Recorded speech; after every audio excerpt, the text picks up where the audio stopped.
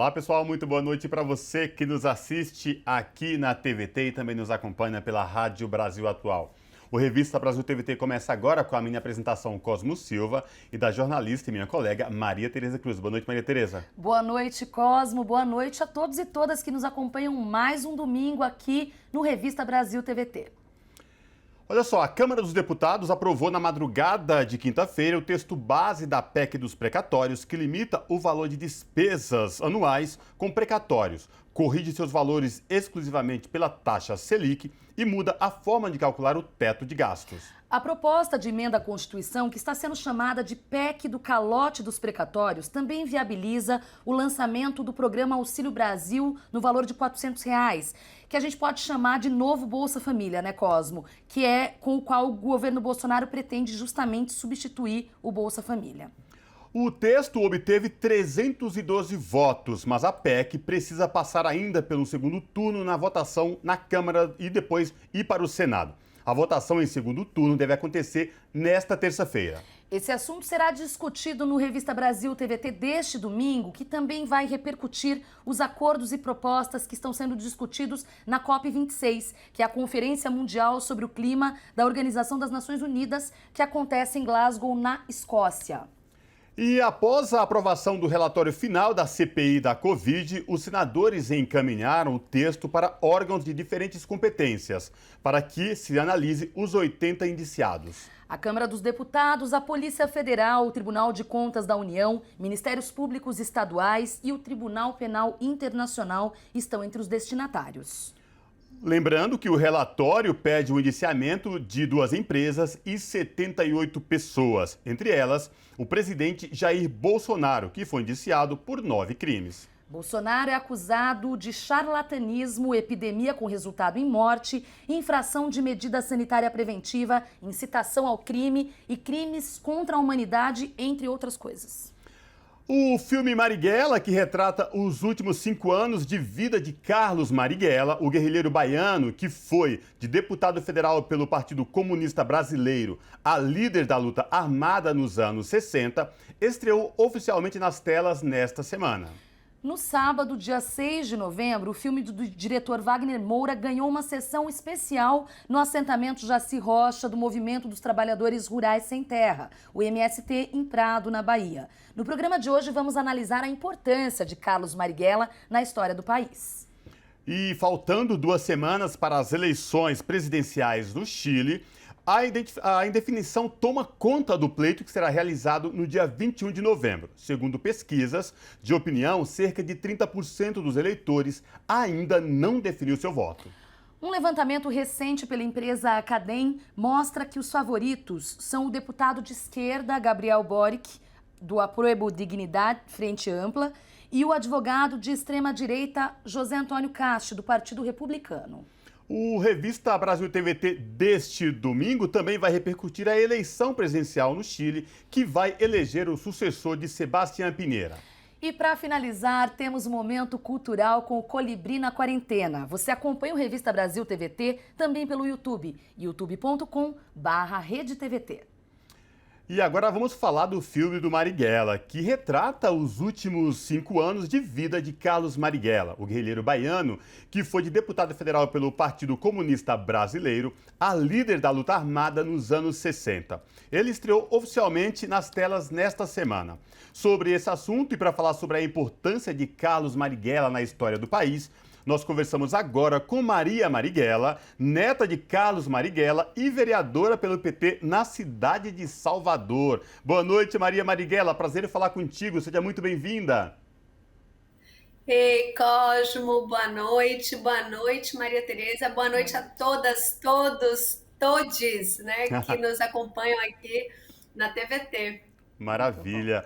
Maria, eu queria que você começasse falando pra gente aí como é que tá a expectativa de todos vocês com o lançamento desse filme, como que foi pra vocês finalmente saber que o filme do Carlos Marighella estreou no país? Gente, uma emoção enorme, vocês sabem, esse filme estreou primeiro em Berlim, no ano de 2019, estreou com grande impacto do público lá em Berlim, na Berlinale, esse importante festival internacional. Eu estava lá nessa estreia e durante esses 2 anos, tudo que a gente mais queria é que esse filme pudesse chegar ao público brasileiro, ao Brasil, porque como Wagner disse, é um filme que fala com o Brasil, com a memória do povo brasileiro, com a memória da ditadura, a memória daqueles que lutaram pela democracia. Então estávamos muito ansiosos, ansiosas. Então estamos aí numa jornada de pré-estreias desde o dia 25 de outubro. A gente está numa jornada de pré-estreias, passamos por muitas cidades, criando aí essa rede de proteção ao filme, essa força, esse elo, esse vínculo com todos e todas que esperaram esse momento depois de perseguição ao filme por parte do governo Bolsonaro, por parte de uma censura institucional de gestão promovida pela Ancine. E finalmente a gente vê aí um filme ganhando vida e teve sua estreia oficial 4 de novembro, já é a maior bilheteria do Brasil de 2021. Em poucos dias, o filme já é a maior bilheteria de 2021. Então, é muita emoção, né? E tem sido estrear esse filme, dividir esse filme, né, com as pessoas que querem conhecer a história, que querem conhecer Marighella, que querem conhecer mais, ou que quer ver uma obra, ou seja, todas as pessoas estão muito ansiosas também a voltar ao cinema, a voltar à vida. Então, mas ver que esse filme se tornou um grande espaço de confluência, um espaço de convergência, um espaço de vocalizar uma voz de indignação nesse momento do Brasil. Muito bom. Vereadora, eu vou pedir licença para te chamar de você, porque eu acho que a gente tem mais ou menos a mesma idade, inclusive. E somos quase xará também.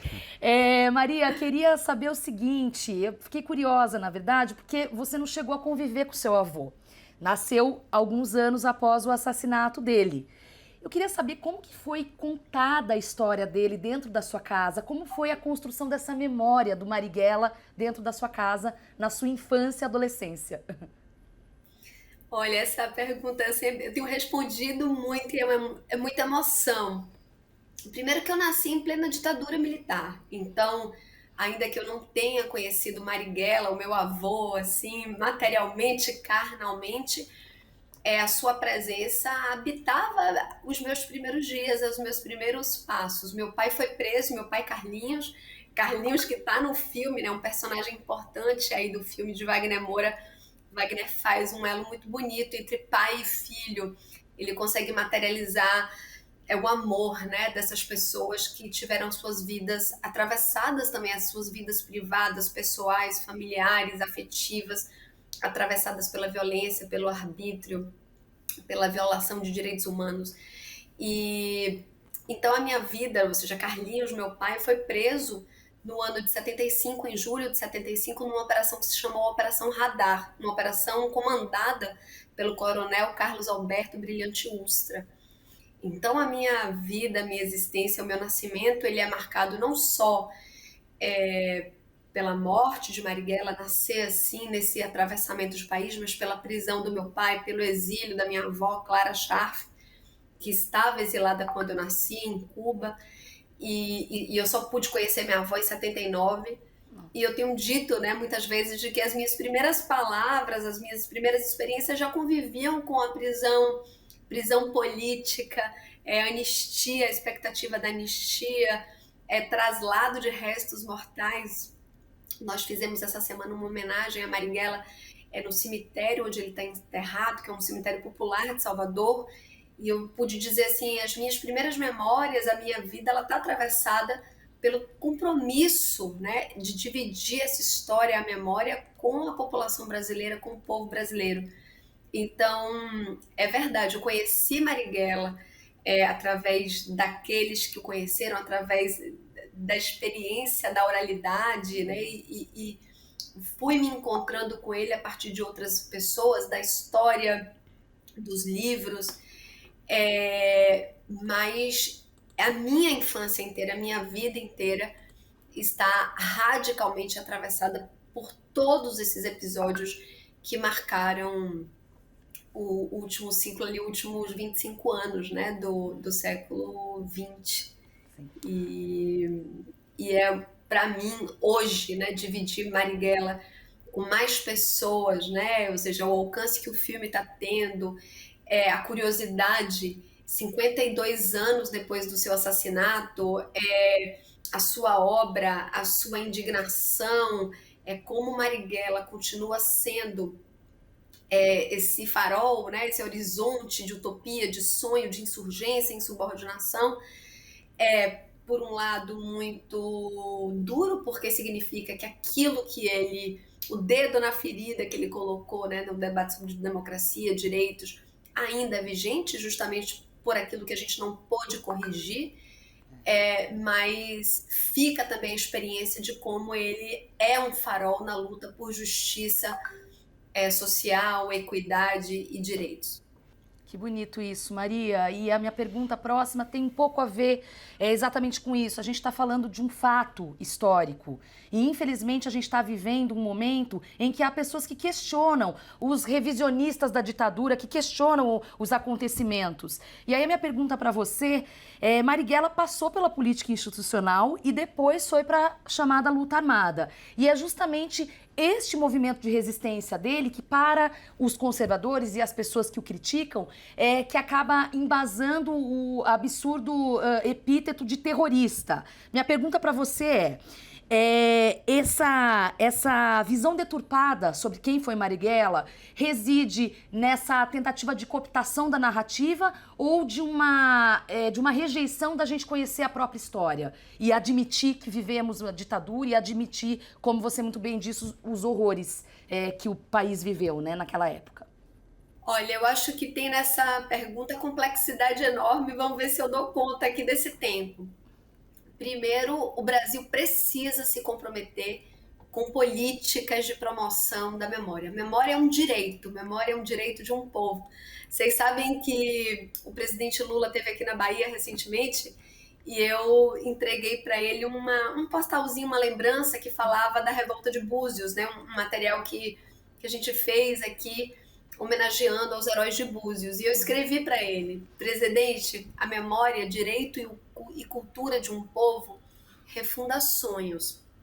E nós precisamos reconhecer no Brasil o nosso passivo, o nosso desprezo até pelo reconhecimento da nossa memória. Então, não há mais tempo da gente evitar o encontro com o passado escravagista, nós não podemos mais evitar o encontro com a reparação do genocídio da população originária do Brasil, nós não podemos mais evitar a memória sinistra do apagamento das nossas tradições e nós não podemos fazer mais o apagamento da memória do golpe civil, militar, empresarial no Brasil. Nós sabemos a quem é que ele serve a dimensão de racismo que estrutura a concentração de riquezas no Brasil.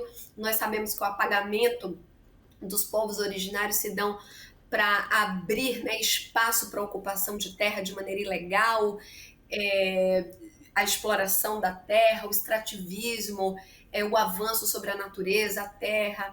E nós sabemos que o golpe civil-militar empresarial abriu espaço para uma acumulação sem precedentes, ou seja, que o modelo de desenvolvimento hoje no Brasil, a acumulação, a riqueza que se dá a partir a subserviência do Brasil em relação aos países, sobretudo aos Estados Unidos, a relação com os bancos, a relação com o mercado imobiliário, automobilístico, né, com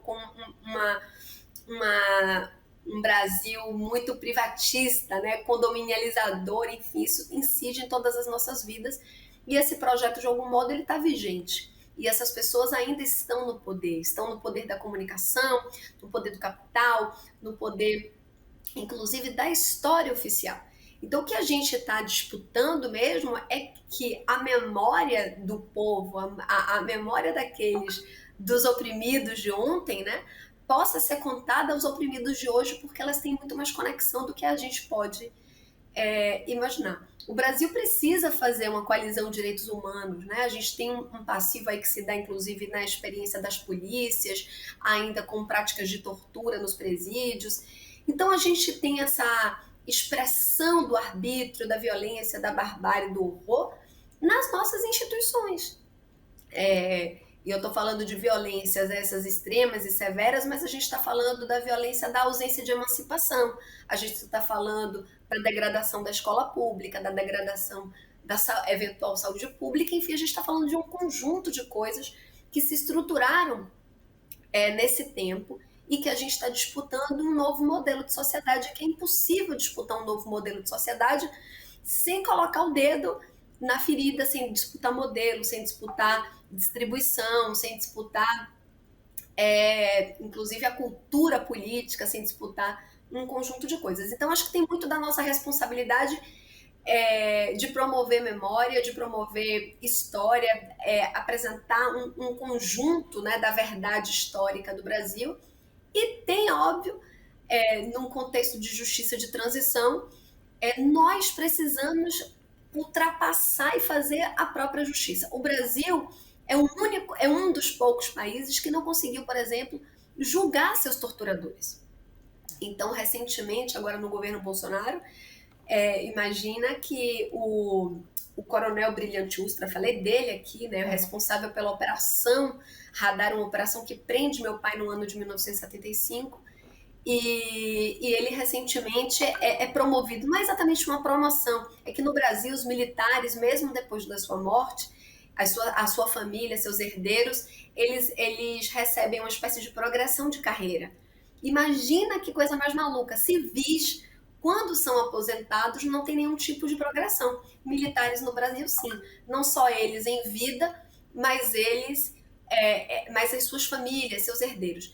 Esse é um tipo de concertação que a gente não fala, por exemplo. É um tipo de correção, então você não mexe na estrutura de acumulação, de privilégio. Então, estou dando alguns exemplos para dizer como a gente precisa da memória para reestruturar a própria democracia brasileira, as instituições brasileiras. Então, eu poderia falar assim, 1000 exemplos, né, daquilo que a gente precisa fazer. Eu acredito, né, que esse ciclo político, né, em que a gente vive, inclusive é o ciclo político em que Marighella foi feito o filme. Marighella, a ficção de Wagner Moura, foi feita em 9 anos, quer dizer, 7 anos de feitura e 2 anos para sua estreia no Brasil. Olha que fala sobre os 9 anos desse Brasil, com um golpe no meio, com um presidente que hoje chama Jair Messias Bolsonaro, mas que no ano do golpe, em 2016, ele foi o deputado que dedicou o seu voto na admissibilidade do impeachment ao torturador da presidenta, sujeito e objeto do processo de impeachment. Em qualquer país mais ou menos razoável, ele teria saído dali com algum tipo de punição, né? Falta de decoro, ter que responder ao Conselho de Ética, ou mesmo prisão por apologia à tortura. Na hora que Bolsonaro, quando parlamentar, ele faz essa fala e nada acontece, e ao contrário, não só é que nada acontece, mas o deputado que precisou responder foi o deputado Jean Willis. Quando do cuspe, né, a ofensa, depois a gente precisou fazer um grande movimento de desagravo para Jean. Jean é que sai daquela experiência política tendo cometido um crime, né, quando, na verdade, o Brasil é signatário de todos os documentos de proteção dos direitos humanos e que tem a tortura como um dos sinais mais severos de violação, como um crime de violação de direitos humanos. Então, quando o Brasil atravessa aquela instituição parlamento, ela valida, né, a ultrapassagem de um limite de civilidade.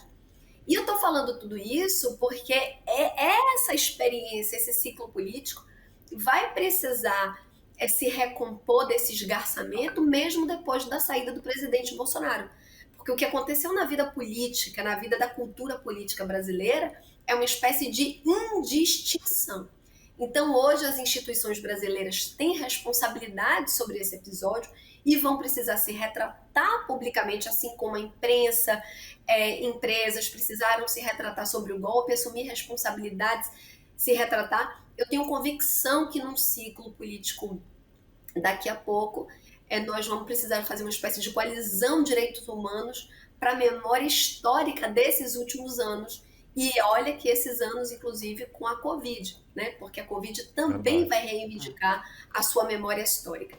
Então, eu estou contando aqui alguns elementos, mas eu queria falar, né, Maria Tereza, só para terminar, que acho que a gente tem muita tarefa sobre esse assunto, mas eu queria falar dessa suposta indistinção, né? Disso que a ditadura se, digamos, endureceu, né? Ela porque houve reação armada. Eu não gosto de falar luta armada, eu gosto de falar reação armada. Ou seja, parte da esquerda brasileira avaliou que precisava, ante o horror, avançar, né, numa reação armada. Isso não é uma invenção brasileira. Essa estratégia estava articulada numa cena internacional em que outros países também se organizavam e investiam, né, na reação armada como forma de resistência àquele conjunto de arbitrariedades que avançava sobre a América Latina. Mas eu gosto de falar, como eu comecei aqui falando, eu já nasci em 76, e meu pai, Carlinhos, ele era aquele ano do Partido Comunista Brasileiro. O PCB, né, o antigo PCB, o PCB que Marighella fazia parte, ele não estava legal, era ditadura, mas havia uma célula de reorganização do partido, e Ustra, nessa operação Radar, ele avança sobre o quê? Aos militantes que estavam reorganizando partidos, aos sindicalistas que estavam tentando reorganizar sindicatos. A própria morte de Vladimir Herzog é uma morte nesse contexto de transição, ou seja, eles sabiam que a abertura daqueles anos 70, ser gradual, né, lenta e gradual, era iminente, e eles precisariam tirar da cena de retomada democrática, de transição democrática, o campo progressista.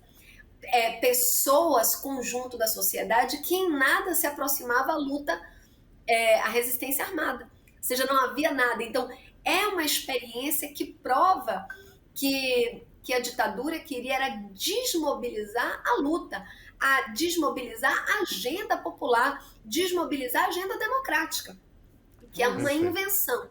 Isso é ardil, é estratégia, manipulação, como tantas que a gente vive hoje, que avançam sobre fake, né, que se afirmam através de fake news, aniquilamento de reputações, e que nós precisamos que as instituições brasileiras atuem de modo a proteger a sua democracia. Muito bom.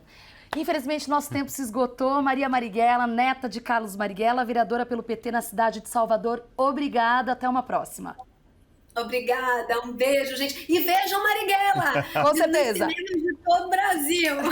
Abraço. Um abraço, tchau. O que a gente pode esperar dos acordos e propostas que estão sendo discutidos na COP26, que é a Conferência Mundial sobre o Clima da Organização das Nações Unidas, que acontece em Glasgow, na Escócia. Para falar sobre essa questão, o Revista Brasil TVT conversa agora com Sueli Araújo, que é especialista em políticas públicas do Observatório do Clima. Boa noite, Sueli Araújo. Prazer falar contigo. Seja muito bem-vinda. Boa noite. Prazer estar aqui com vocês. Prazer é todo nosso, Sueli.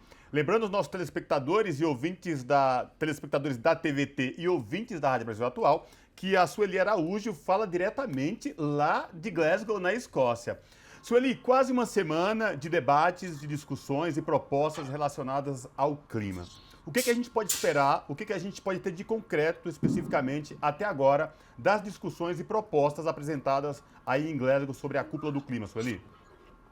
Bom, nós tivemos a assinatura de alguns documentos, não chegam a ser acordos complexos, mas manifestações, né, declarações, que foi o documento de florestas, com um compromisso de eliminação do desmatamento até 2030. Desmatamento, não é desmatamento ilegal igual o governo brasileiro usa, não.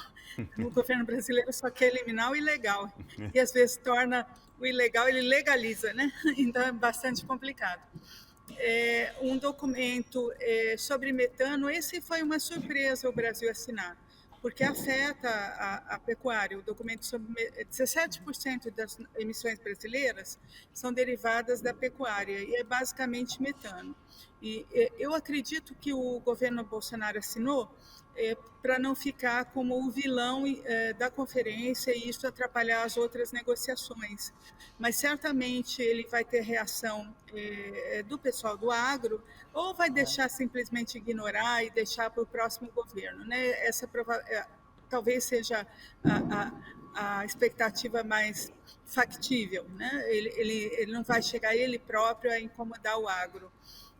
Houve uma assinatura também num documento sobre carvão, esse muito fraco, com poucos países, e jogando a maior parte do compromisso para a eliminação do carvão para a geração de energia elétrica lá para 2040. Parece que o pessoal acha que nós temos muito tempo ainda para gerar emissões de combustíveis fósseis. Esse de carvão saiu muito fraco, no meu entendimento.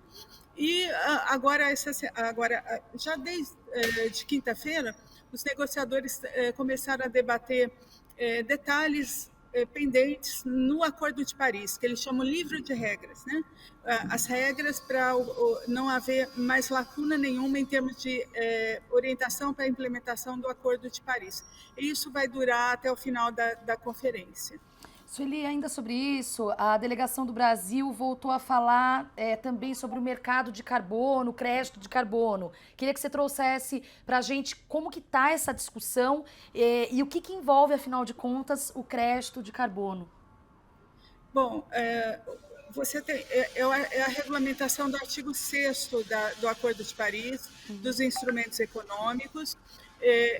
Esse artigo, ele não trata só do mercado de carbono, ele trata também de acordos bilaterais para apoio financeiro e também do apoio não econômico, né, por outras maneiras. Então, é um artigo de instrumentos econômicos em geral, de apoio, né? O mercado de carbono, a ideia é ele existe de forma voluntária, mas o volume que ele gera no mundo é muito pequeno para realmente significar ou implicar redução efetiva de emissões, né? A ideia é um mercado mais regulado e é diferente. Você já se tentou fazer isso na época do Protocolo de Kyoto, mas no Protocolo de Kyoto existiam países que tinham responsabilidade de adquirir os papéis e tinham países que eram recebedores, os mais pobres, né? Depois de Paris, todo mundo tem obrigações. Então, vamos dizer que o Brasil ele comercializa um determinado valor em créditos, em redução de emissões que ele está fazendo. Quando ele vai fazer a contabilidade das emissões dele, ele tem que fazer ajustes correspondentes, porque isso daí não pode se computar para o país que está comprando e para o Brasil também. Então, você não pode haver dupla contagem. É exatamente isso um dos mecanismos mais complexos que estão sendo negociados. Mas é importante falar que o Brasil não está com tanto crédito assim, não. Na verdade, o Brasil é o 5º maior emissor de gases de efeito estufa no mundo. Se computar a União Europeia como país, passa a ser o 6º, e a gente aumentou 9% nossas emissões em 2020, sendo que o mundo inteiro reduziu 7% por causa da pandemia. Então, se for levar a justo, fizer a conta realmente efetiva, nós não temos crédito de carbono para vender, não, gente. Estamos devendo, Sueli. Avisando que eu estou saindo.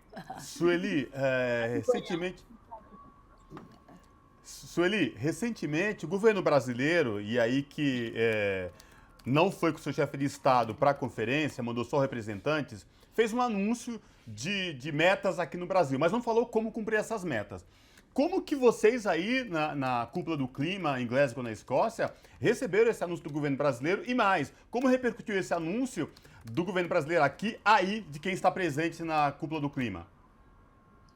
Bom, na verdade, eles não aumentaram a ambição, ficou a mesma, porque eles tinham feito nós temos 2 documentos nacionais, um de 2015 e um de 2020. E Paris diz que você não pode retroceder, você tem que ser sempre mais ambicioso no corte de emissões, né? No documento de 2020, a gente tinha cometido uma pedalada climática. Eles mantiveram os percentuais das metas de corte, mas eles mudaram a base de cálculo. Com isso, eles liberaram para mais emissões. Isso é ilegal. Inclusive, o governo está sendo processado por isso, por 6 jovens ativistas climáticos e uma ação popular. Quando eles mudaram de 43% para 50%, eles só estão corrigindo isso daí. Estão me expulsando aqui, gente. Eles só corrigiram a pedalada e deixaram de cometer ilegalidade. Na minha interpretação, eles fizeram isso por causa da ação judicial, porque é exatamente o número que eles precisavam para não cometer ilegalidade em relação ao documento de 2020. Então, o governo prometeu para 2030 o mesmo valor que ele já tinha prometido em 2015. Não houve aumento nenhum de ambição, né? Então, a primeira reação de alguns líderes mundiais foi que o Brasil estaria melhorando, mas quando essa conta foi mostrada, isso daí cede a primeira verificação, né? Nós estamos empatamos com o passado, na verdade. Vendo que você está precisando sair daí, né? Então a gente quer agradecer demais. Sueli, que é especialista em políticas públicas do Observatório do Clima. Muito obrigada, Sueli. Boa conferência aí. Eu só poderia ficar aqui se fosse jornalista. Como o meu crachá não é de jornalista, estão me botando para fora. Não tem problema. A gente te espera voltar aqui para contar depois de como foi a COP. Obrigada. Combinado, gente. Abraço. E a gente continua falando de precatórios, né? Porque o texto base da PEC dos precatórios, que limita o valor de despesas anuais dos precatórios, corrige os valores exclusivamente pela taxa Selic e muda a forma de calcular o teto de gastos. O texto obteve 312 votos, 4 a mais do que o necessário. Mas a PEC precisa passar ainda por um segundo turno de votação na Câmara dos Deputados e depois ir ao Senado. A votação em segundo turno deve acontecer nesta terça-feira. Para continuar repercutindo a votação dos precatórios na Câmara dos Deputados, a gente conversa agora com o deputado Carlos Zaratini, deputado federal pelo PT de São Paulo. Boa noite, deputado Zaratini. Prazer em falar com o senhor. Seja muito bem-vindo. Obrigado pelo convite. Um grande abraço a vocês e a todos os ouvintes. Maravilha. Deputado, depois de muita discussão, quando desde polêmicas da tramitação já da PEC dos precatórios na Câmara dos Deputados, na última quinta-feira foi votada essa PEC na Câmara dos Deputados. E aí ela foi aprovada em primeiro turno por uma margem muito pequena de que o governo precisava. Como é que repercutiu tudo isso em Brasília, deputado? Traz pra gente aí os bastidores e como que está ainda repercutindo a aprovação em primeiro turno da PEC dos precatórios, também chamada de PEC do calote dos precatórios, deputado. Bom, em primeiro lugar, nós ainda vamos entrar numa fase agora, terça-feira, que é a votação dos destaques, né? Os destaques, eles exigem que o governo e o Arthur Lira coloquem novamente 308 votos para manter o texto. Porque quando a gente vota o texto base, não sei se vocês já repararam, o presidente fala em votação a PEC número 23, ressalvados os destaques. Ou seja, aquilo que foi destacado, ele não é votado, ele só vai ser votado num outro momento, que vai ser terça-feira, na parte da manhã, e durante a tarde, provavelmente. Então, o que acontece? Essa primeira vitória não significa a vitória total no primeiro turno, porque nós apresentamos destaques sobre vários pontos desse projeto, que praticamente, se o governo não colocar os 308 votos, esses trechos são retirados do texto base. Então a gente tem muita luta pela frente antes do segundo turno, porque depois que vota os destaques, aí vem o segundo turno, que é uma nova votação. Deputado, queria saber sobre a manobra, a movimentação, na verdade, não manobra, o correto é movimentação do presidente Carlos Lupe, do PDT, que levou ao STF um pedido para anular a votação. O que o senhor acha que vai dar? Bom, eu não sei, o STF não tem se pronunciado sobre essas questões relativas ao regimento interno da Câmara. Normalmente eles declaram que isso é um assunto interna corporis, né? né? Ou seja, tem que ser resolvido pelo próprio parlamento. É evidente que o presidente da Câmara, quando permitiu que os deputados que estão no exterior pudessem votar, ele rasgou o regimento, ele atropelou, ele sequer colocou em discussão entre os membros da mesa da Câmara, né? E depois ele mesmo votou. Bom, ele votar até pode, mas não é usual, né? Então houve uma irregularidade muito grande. E o presidente do PDT, o Carlos Lupe, ao tomar essa decisão, ele de certa forma procura compensar, né, a presepada que foi feita pelo PDT de votar favoravelmente a esse texto. Agora, deputado, existia toda essa expectativa em torno dos partidos que se diziam contra a PEC dos precatórios, o PDT inclusive, o PSB também está incluso aí nesse pacote todo. Agora, o que chamou a atenção e que vem sendo muito repercutido na mídia, deputado Carlos Zaratini, é a liberação de R$1 bilhão de reais antes da votação da PEC dos precatórios por parte do governo federal. Como é que vocês reagiram a tudo isso? Como é que está essa questão aí desse dinheirão todo derramado pelo governo federal antes dessa votação, deputado? Olha, na verdade, esse 1 bilhão e 800, me parece que é o valor, ele foi liberado e já havia da parte daqueles que haviam obtido as emendas extraordinárias, essa chamada emenda de relator, já tinha expectativa de que esse dinheiro fosse liberado. Então, vamos dizer, no meu modo de ver, isso não foi o decisivo. O decisivo foi o que o Arthur Lira prometeu para o ano que vem, certo? Prometeu para o ano que vem novas emendas de relator.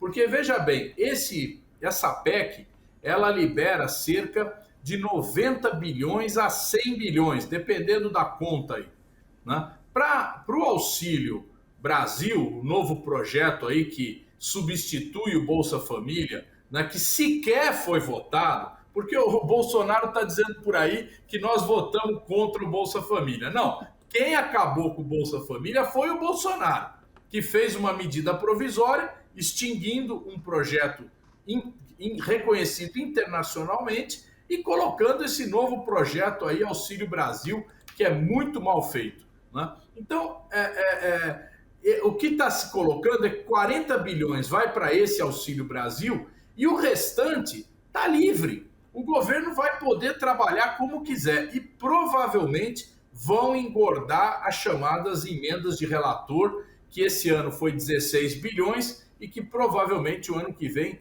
vai ser, no mínimo, 16 bilhões, podendo ser até mais. Depois de tudo isso, a repercussão continua acontecendo, muito se questiona, inclusive, o papel e a forma como o deputado, presidente da Câmara, o Lira, conduziu todo o processo, né? Inclusive abrindo para deputados que estavam fora, à distância, uns deputados que estavam, por exemplo, na COP26, enfim, tudo isso colocado nesse pacote. O que é que a gente pode analisar o começo desta semana, que começa nessa segunda-feira em Brasília? Os ânimos estão quentes, é possível reverter esse quadro com discussão e como o senhor falou aí, tem essa questão desses três partidos, né? PDT, parte do PSB e também do PSDB. Como é que faz para reverter tudo isso em tão pouco tempo, deputado? Pois é pouco tempo para nós e pouco tempo para eles. Então, vamos dizer assim que é jogo jogado. A gente tem que entrar em campo. Segunda-feira nós vamos estar em Brasília, né? As principais lideranças do PT, da oposição, vão estar em Brasília e vamos estar trabalhando firmemente para reverter esses votos que votaram favoravelmente, para que venham a votar contra ou que não compareçam, né? Nós vamos trabalhar para isso, né? Eu acho que aí a participação do povo aí através das redes, dando sua opinião, conversando com os deputados dos seus estados, das suas cidades, né? Pressionando esses deputados, tudo isso vai ajudar demais e eu acho muito importante essa participação. Agora, é importante dizer o seguinte, nós vamos lutar contra uma fake news, essa fake news do Bolsonaro, de dizer, olha, quem vota contra essa PEC é porque é contra o auxílio. É mentira e o Bolsonaro é o maior mentiroso que já apareceu nesse país, certo? É mais uma fake news com o objetivo de induzir ou pressionar os deputados por conta desse auxílio. Quem acabou com o Bolsa Família foi ele, quem está acabando com o auxílio emergencial é ele, e digo mais, Esse novo auxílio vai ser pago para 17 milhões de pessoas. O auxílio emergencial que foi pago até este mês foi pago para 38 milhões. Portanto, 21 milhões vão ficar sem nada. É importante dizer isso.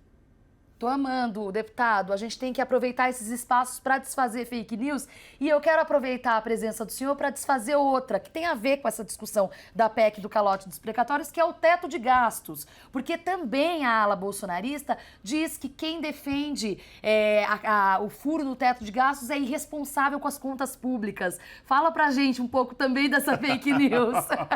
Olha, se você for ver, quem está furando o teto de gastos é ele, é o governo.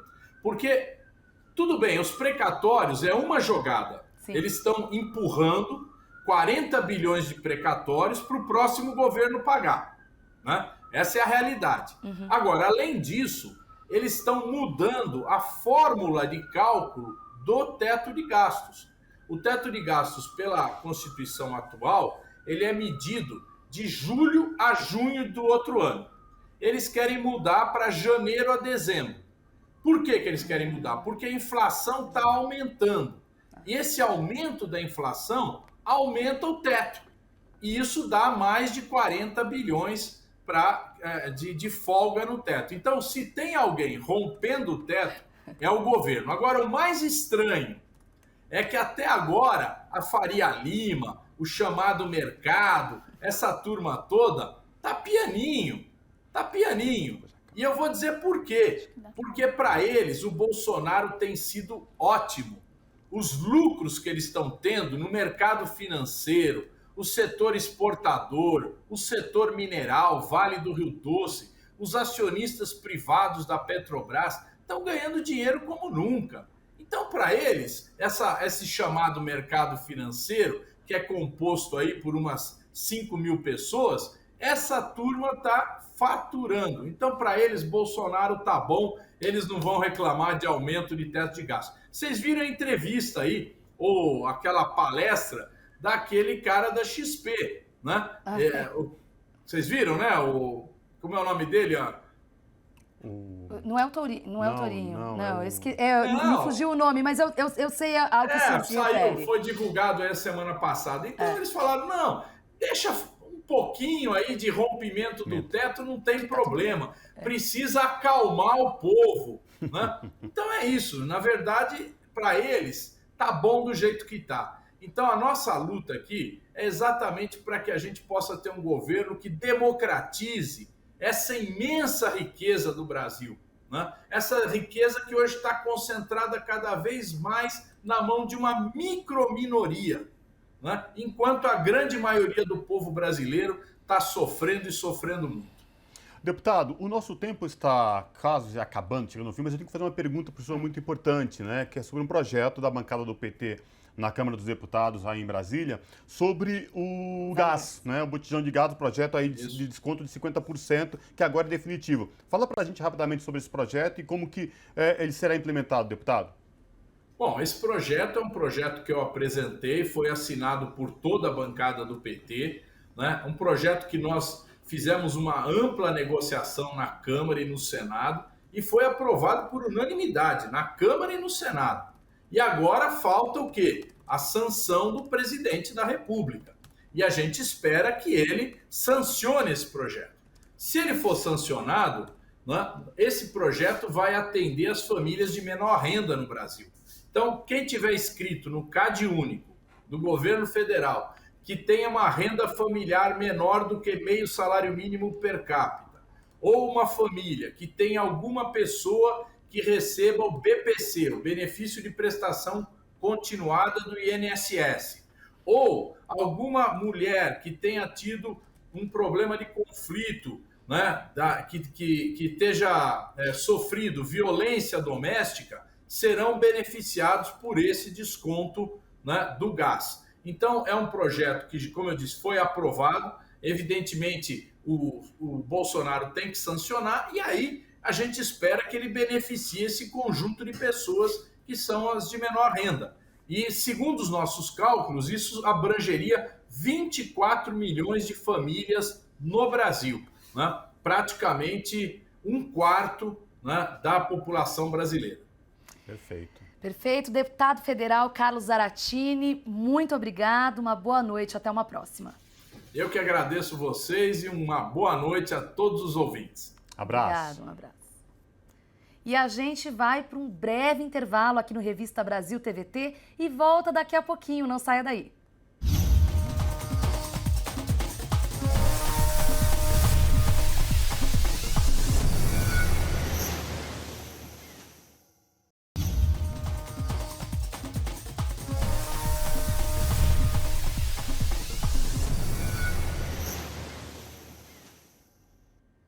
De volta com Revista Brasil TVT, aqui na TVT e também na Rádio Brasil Atual. A proposta de emenda à Constituição, que está sendo chamada de PEC do calote dos precatórios, foi aprovada em primeiro turno pela Câmara dos Deputados. A PEC vem sendo citada desde sua criticada, aliás, desde sua tramitação. O governo alega que a PEC viabiliza o lançamento do programa Auxílio Brasil de R$ 400, com o qual Bolsonaro pretende substituir o Bolsa Família. Para falar sobre essa questão, a Revista Brasil TVT conversa agora com o Leonardo Sakamoto, que é cientista político e colunista do portal UOL. Boa noite, Sakamoto. Prazer falar contigo. Boa noite a todos e todas. Sakamoto, depois de muita tramitação, muita discussão que tomou aí todos os noticiários brasileiros, a PEC dos precatórios, também tida como PEC do calote dos precatórios, foi aprovada na noite de terça-feira na Câmara dos Deputados. Sakamoto, fala pra gente o que está em jogo caso essa PEC seja votada no segundo turno, seja confirmada a votação no primeiro turno na próxima terça-feira. Bem, o que a PEC está propondo, na verdade, é um calote em dívidas públicas. Aí você pode falar, mas me contaram que o calote é em milionário, em grande empresa. Ai, meu amigo ou minha amiga, mas tem muito lá dentro, tem muita dívida lá dentro, que é o quê? É o aposentado, é a aposentada que teve a sua aposentadoria calculada errada, brigou com o governo, ficou anos esperando a reposição, esperando a aposentadoria e está lá para receber, porque a justiça disse, olha, governo, tem que pagar. Então, mas cerca de 1/3 é dívidas de aposentadoria, de pensão, de tudo isso mais. Né? Ou seja, de pessoas que não vão ver a cor do seu dinheiro. O que o governo quer com isso? O governo Bolsonaro está com problemas, que não fez a eleição de casa, não arrumou as contas públicas, quer abrir o orçamento no fórceps, né, para poder, no ano que vem, financiar projetos eleitorais. Afinal de contas, o presidente vai estar tentando a reeleição. Aí, nesse projeto, ele enfiou um outro projeto que é furar o teto de gastos, que é uma regra que tinha sido criada durante o governo Temer, para impedir que os gastos aumentassem de ano para ano acima da inflação. Esse teto de gastos é uma coisa que a esquerda sempre criticou, sempre foi contra. A questão problemática do projeto, neste momento, é a questão dos precatórios, ou seja, das dívidas públicas, né, que não vão ser pagas, vão ser calotadas para o governo e para o Congresso abrir espaço no orçamento. E para terminar, o governo quer fazer o que com esse dinheiro? Quer pagar o Auxílio Brasil, aquela coisa precária que o Bolsonaro quer colocar no lugar do Bolsa Família.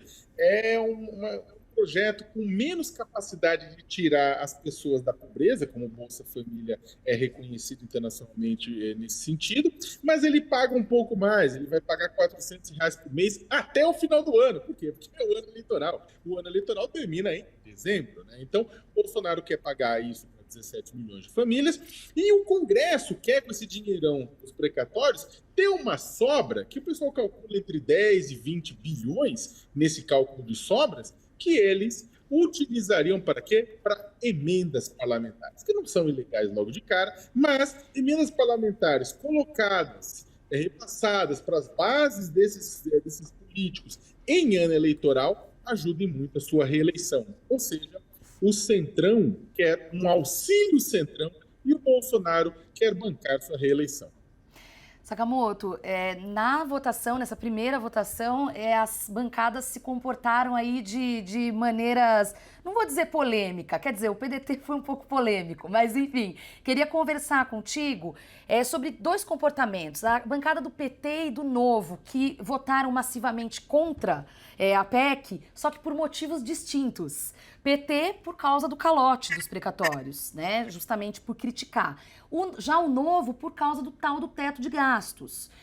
Queria saber justamente essas inflexões desses posicionamentos políticos e se isso pode mudar nessa próxima votação. Se bem que tem também uma tramitação aí no STF, mas considerando que haverá a nova votação, qual poderá ser o comportamento dessas bancadas? Então, partidos de oposição como o PT e o PSOL votaram contrários, na verdade, à medida. Eles até, se fosse perguntar para os deputados eles iam falar que eram favoráveis à parte da furo do teto de gastos, mas não eram favoráveis à questão do calote das dívidas, né, que dá mais de 40 bilhões, né, 45 bilhões. Do outro lado, o Partido Novo ele votou contra porque ele tem uma pauta, da pauta dele, ele coloca acima a questão do cumprimento do ajuste fiscal, de garantir que haja recursos para o pagamento de dívidas, para recursos para o pagamento de contas públicas. Por quê? Porque o precatório, porque essa questão, além dessa questão de maracutaia, de cambalacho, tem, o fato é que, ao passar no Congresso um projeto que permite mudar a Constituição para justificar uma dívida pública, o que acontece com a economia? Pau! Um monte de investidor que está assistindo isso vai falar: Jesus, Maria José, se eles fazem isso com essas dívidas, imagina com o resto. E aí o que acontece? Gera uma instabilidade. Aí, minha senhora, meu senhor, dólar sobe, dólar subindo, gasolina sobe, gás de cozinha sobe, diesel sobe, alimento sobe, tudo sobe, o que não sobe é o seu salário.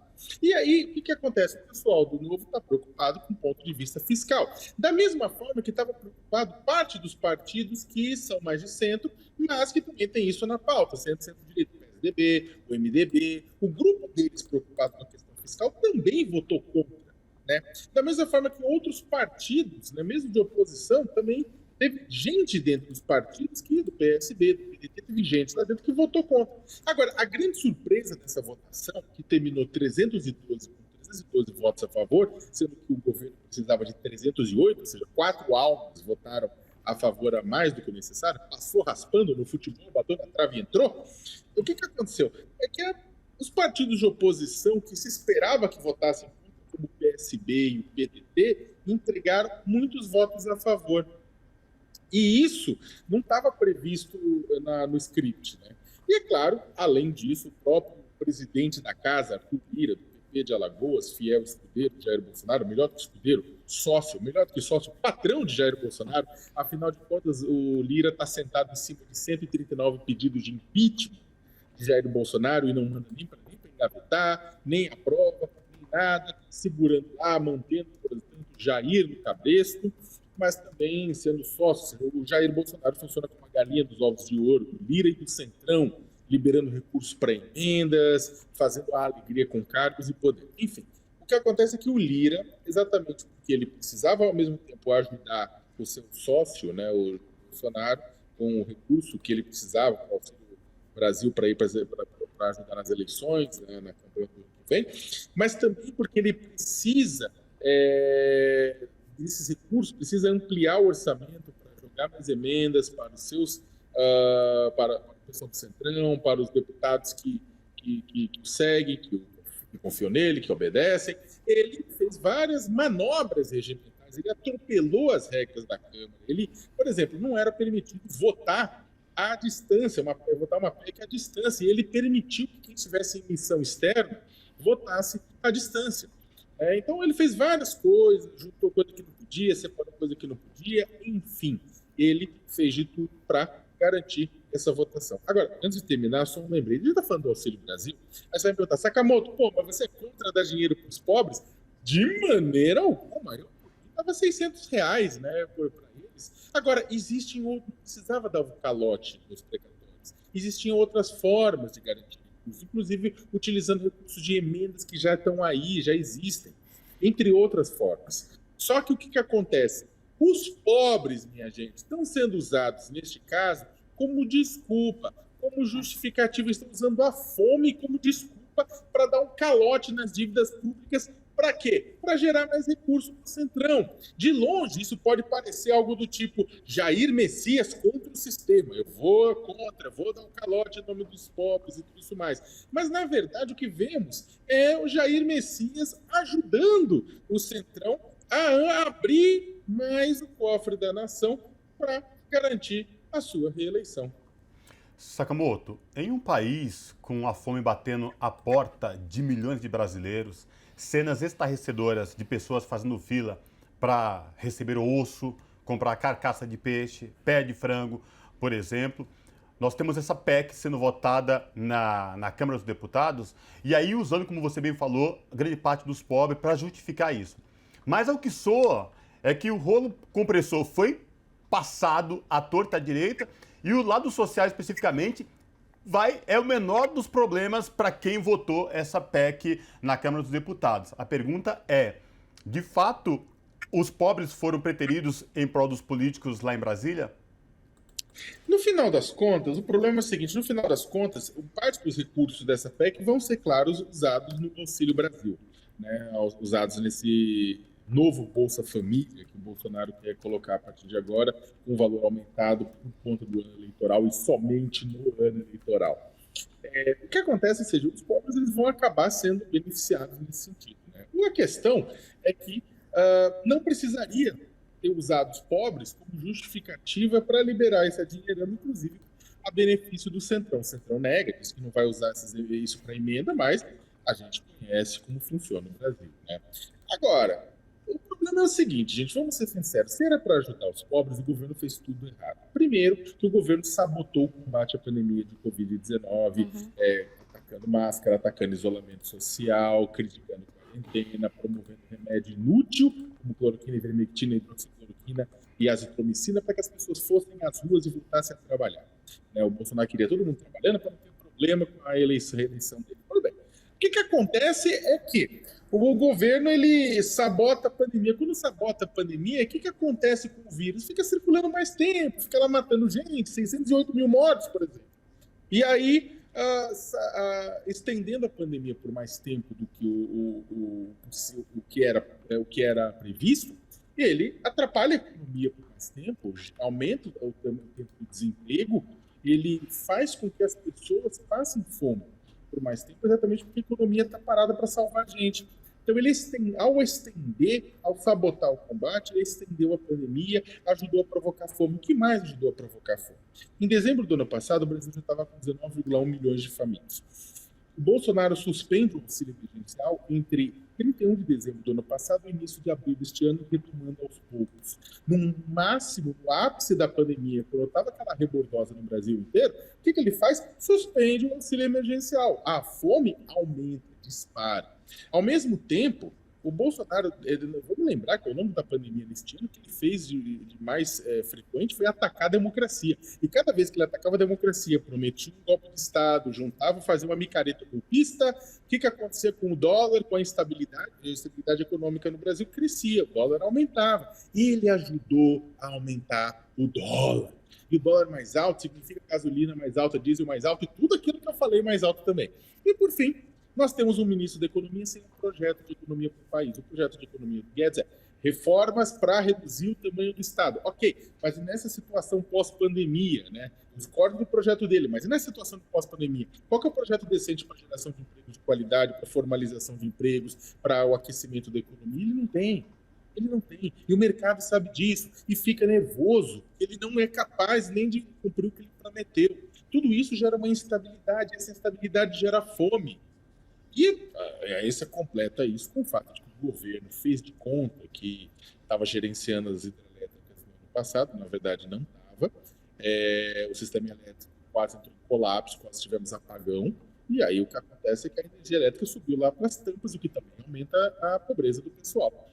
Aí a gente tem agora cenas de pessoas coletando comida no Caracaçamba em Fortaleza, cenas de pessoas revirando osso em São Paulo e no Rio de Janeiro, cenas que vão piorar. O que é a impressão que tem, longa, é que o governo Jair Bolsonaro, ao longo de 2021, ajudou a piorar a fome para que em 2022 vendesse a si próprio como a solução. Sakamoto, pode parecer repetitivo, mas eu acho que é importante a gente gastar ainda um tempinho nessa questão eleitoreira. Eu fico muito incomodada, primeiro, com a história de Auxílio Brasil, né? Auxílio Brasil. É o novo Bolsa Família e uma necessidade quase inexplicável de ele se descolar. Ao mesmo tempo, você até coloca de uma maneira bem didática no seu artigo do UOL, a mudança de visão, muito entre aspas, do Bolsonaro com relação ao Bolsa Família. Em 2012 criticava, falava que era coisa de vagabundo, depois em 2015 também, mas agora, vislumbrando as eleições do ano que vem, querendo pegar o último fiapo de tentativa de manter a pouca popularidade que ele tem e os acordos com o Centrão, ele então abre as portas aí, não tem como tirar o Bolsa Família, né? Eu queria trazer um pouco ainda dessa análise sua, desse dimensionamento do quão eleitoreiro são essas movimentações relativas à PEC e essa relação com o Auxílio Brasil. Então, primeiro uma breve correção, porque é o seguinte, o Bolsonaro, ele não mudou a opinião dele sobre o Bolsa Família, se você for ver. Este ano, ele continua chamando as pessoas que recebem Bolsa Família de vagabundo. Ele falou este ano que a pessoa olha, se eu parar de pagar Bolsa Família, a pessoa não sabe fazer nada, não vai trabalhar. Como assim a pessoa não sabe fazer nada? Pelo amor de Deus. Né? E isso ele vem falando desde 2012, 2015, falando que basicamente a quem recebe o Bolsa Família é um reprodutor de filhos, né? E esse preconceito ele continua, porque isso aí está na base da visão de mundo do presidente. A matriz de interpretação do mundo do Bolsonaro é essa. Esse é o gabarito dele. O pobre que recebe Bolsa Família não é uma pessoa que precisa comer, que precisa de um apoio, enquanto vai melhorar de vida. Vamos lembrar que os números de análise do Bolsa Família mostram que boa parte das pessoas saiu do Bolsa Família. Por quê? Porque ninguém quer ficar recebendo ajudinha do Estado para comer. As pessoas têm dignidade. Só que quando essa dignidade é ameaçada, o que mais elas querem é não passar fome. E o que acontece é que o Bolsonaro acha que não. É a visão dele. Esse é o ponto de vista dele. Só que, ao mesmo tempo, ele foi convencido, ao perceber a potência de transferência de apoio que ele teve de popularidade com o auxílio emergencial, passado, ele foi convencido por congressistas do Centrão que transferir dinheiro é a solução. Né? Ele viu, inclusive, que, por exemplo, os governos do Partido dos Trabalhadores, né, tiveram a popularidade aumentada porque as pessoas não estavam passando fome. É óbvio isso, é óbvio. Não passar fome, popularidade aumenta. E aí ele falou assim, boa ideia, vamos colocar isso também. No ano passado, no primeiro semestre, o Guedes queria pagar 200 jujubas por mês para quem os mais pobres durante esse período de pandemia. Aí o Congresso Nacional falou, pera lá, isso aí não dá para comprar nada. E aí forçaram a aumentar. Lembra que foi para 600, 1.200, dependendo da composição familiar, por família por mês. Isso aumentou a popularidade do Bolsonaro. Disparou, porque as pessoas estavam comendo, estavam botando uma privada em casa, estavam fazendo o que era necessário. Aí o Bolsonaro diminuiu o valor, depois deixou de pagar, a popularidade dele foi lá embaixo, e percebeu, eu preciso de novo desse dinheiro. Não é que eu preciso ajudar a população mais pobre, eu preciso me eleger para garantir a minha imunidade política para a nossa empresa. E aí o que acontece? Ele novamente busca formas. E ele pediu para o Guedes, pediu para o Congresso uma forma de financiar isso. O problema é que, por conta de tudo que a gente falou, a economia está um caos. Aí ele fala, a economia está um caos porque o pessoal ficou em casa. A economia está em caos porque ele boicotou, ele sabotou o combate, aumentando a pandemia de um tamanho que poucos lugares do mundo tiveram. Mas, enfim, o que acontece é que agora ele tenta fazer com que isso caiba no orçamento. Existem formas, mas a forma que tinha, por exemplo, reduzir questões de emendas parlamentares, ele ia bater de frente com o Centrão, que não é nada mais nada menos do que o pessoal que está mantendo ele vivo. Né? Porque se o Centrão resolver votar um dos 139 pedidos de impeachment, tchau, tchau, Bolsonaro. Né? E aí, se o Bolsonaro negar para o Lira essa possibilidade de utilizar esses recursos de emendas, né, ele tentar renegociar, ele vai acabar tomando um tapa político. E aí o que acontece? Ele acaba indo junto com o Congresso, então vamos aumentar. Então, o interessante dessa história é que é o seguinte, vamos lembrar que em 2005 estourou o escândalo do Mensalão, todo o PT foi acusado de estar repassando recursos para os parlamentares através de agências de publicidade para votações no Congresso Nacional. Em 2006, o presidente Lula foi reeleito, né, tendo até mais votos no segundo turno que no primeiro. E por quê? Por causa da economia. A economia estava crescendo. Então, independentemente, não estou nem entrando no mérito das denúncias, mas independentemente das denúncias, a economia cresceu e foi junto. As pessoas estavam comendo e tudo isso mais. Bolsonaro está tentando repetir a dose de botar dinheiro para garantir a sua reeleição. Só que o interessante é que ele, para isso, está fazendo um repasse de recursos diretamente para deputados, sem passar, inclusive, por nada. Direto para deputado, via Constituição. Aí está aprovando uma PEC dos precatórios, que também poderia ser chamada PEC do calote, ou PEC das pedaladas, que são pedaladas, né? E ele está, na verdade, montando um mensalão, né? Porque ele está repassando diretamente esse recurso. Agora, vamos lembrar se for pedalado, né? Então, por que ele não cai? Bem, na época das pedaladas, você tinha uma pessoa que conhecia tanto as regras do Congresso Nacional na presidência, quanto o Arthur Lira, que era Eduardo Cunha. Só que Eduardo Cunha não gostava de Dilma Rousseff, né? E aí a presidente Dilma deu o azar porque ela tinha um inimigo na Câmara dos Deputados presidindo. E aí acontece, sofreu impeachment.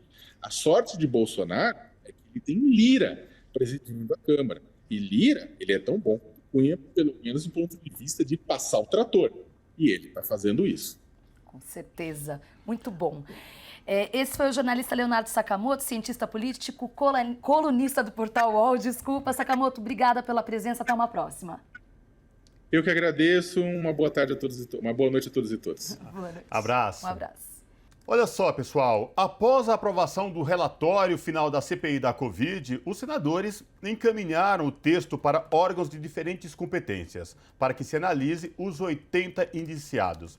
A Câmara dos Deputados, a Polícia Federal, o Tribunal de Contas da União, Ministérios Públicos Estaduais e o Tribunal Penal Internacional estão entre os destinatários. O relatório pede o indiciamento de 2 empresas e 78 pessoas, entre elas o presidente Jair Bolsonaro, que foi indiciado por 9 crimes. Para falar sobre essa questão, nós conversamos agora com Tereza Cruvinel, que é jornalista, comentarista e analista político da TV 247. Olá, Tereza Cruvinel, seja muito bem-vinda, prazer falar contigo. Tudo bem, prazer meu estar com você, com a Tereza e com todos que nos acompanham pela TVT. Maravilha, prazer é tudo nosso. Tereza, depois que o relatório final da CPI da Covid foi aprovado, ele foi entregue a distintas autoridades aqui no Brasil e também fora do Brasil. Aí nós tivemos essa semana aí com aquecimento, a questão da COP26, depois a gente teve também feriado e agora a votação na Câmara dos Deputados da PEC dos precatórios. Mas a minha pergunta é, o que a gente pode esperar daqui para frente com a entrega do relatório da CPI da Covid no Senado para diversas autoridades aqui no Brasil e fora do Brasil em relação aos indiciados, Tereza? Pois é, a primeira coisa é que é preciso compreender que a CPI não faz o papel da justiça, né?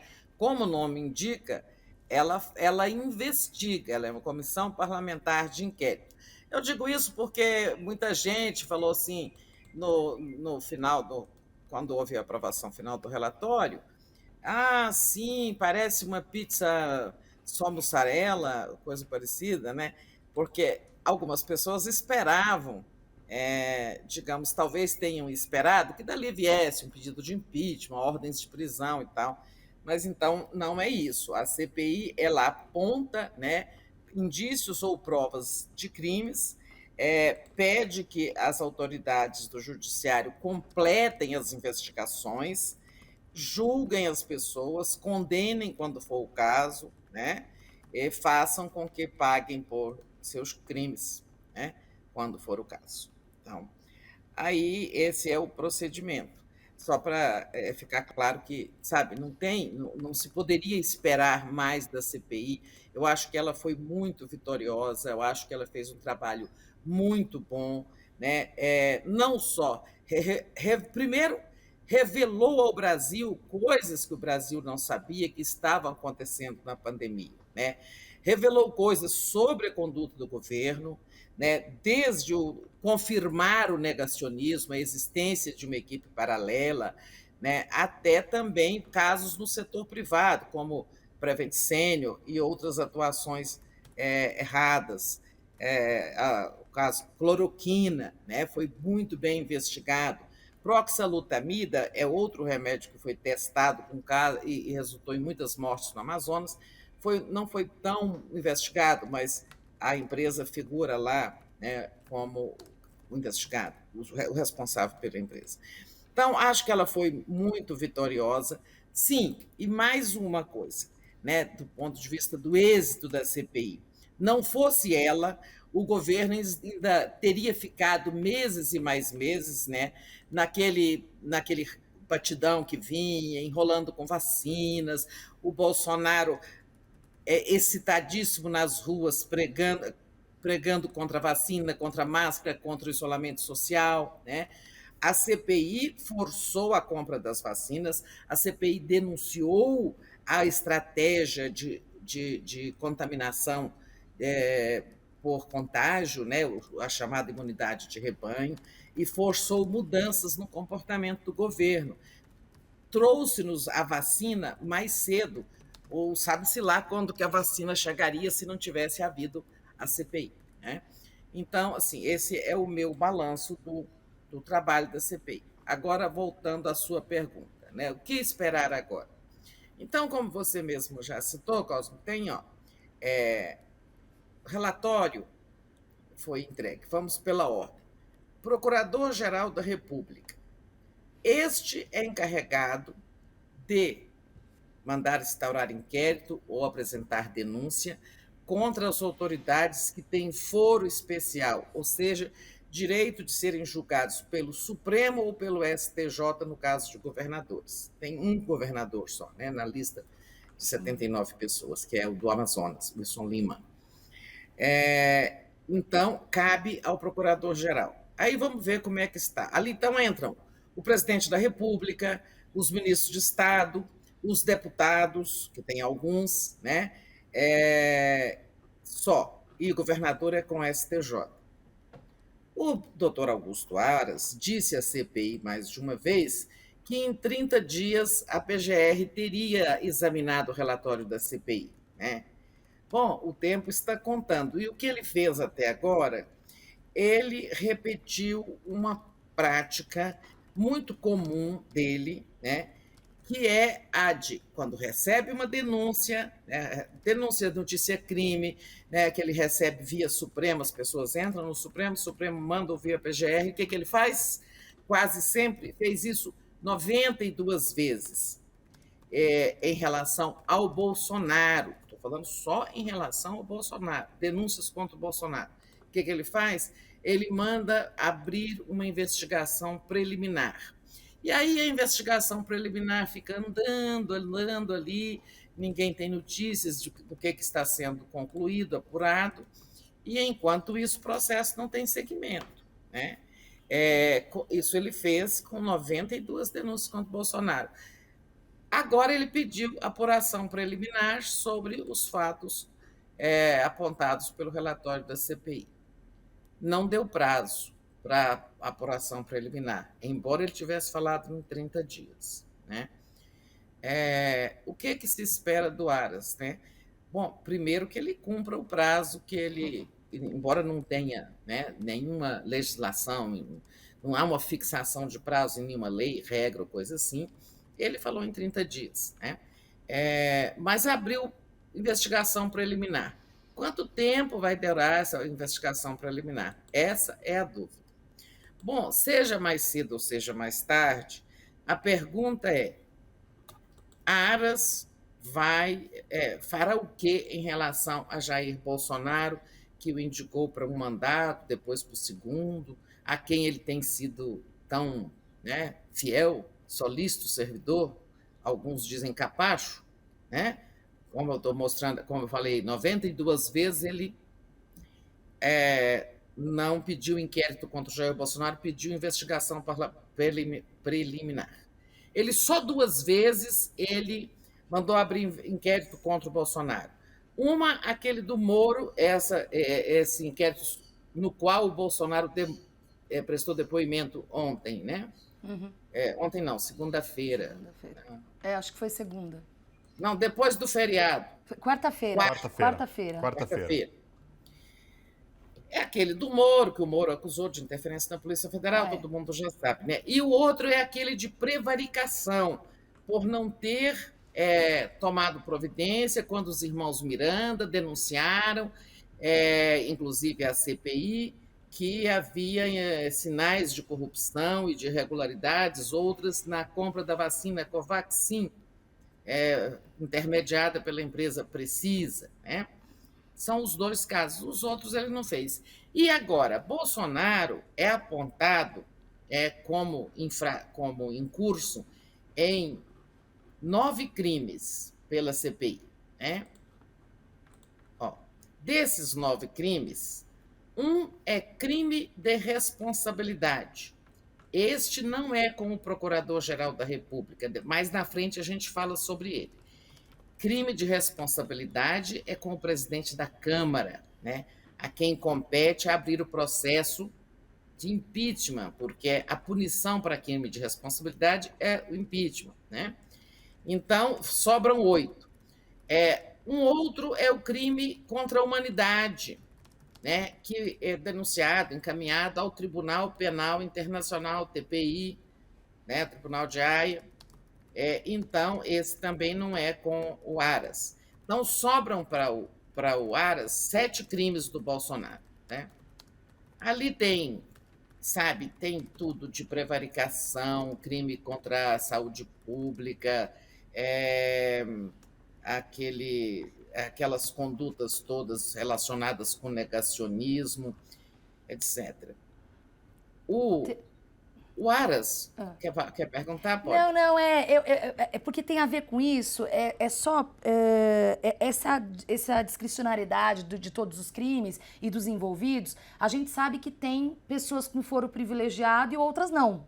Isso também tem que eu estou falando do Aras, que a gente falou. Nós vamos falar primeiro do Aras, que cuida dos que têm foro privilegiado. Isso, exatamente. Então, porque foi entregue para os ministérios também, né, públicos, estaduais, justamente. Mas aí vamos por partes para ver então, o que vai acontecer. O mais importante são os que estão com Aras, são os que têm foro, né? Sim. Então, e o mais importante de todos eles é o Bolsonaro, né? Claro. O presidente da República.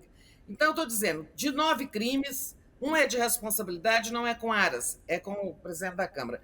Um vai para o TPI, que é o crime contra a humanidade. Sobram 7 crimes. O Aras vai denunciar o Bolsonaro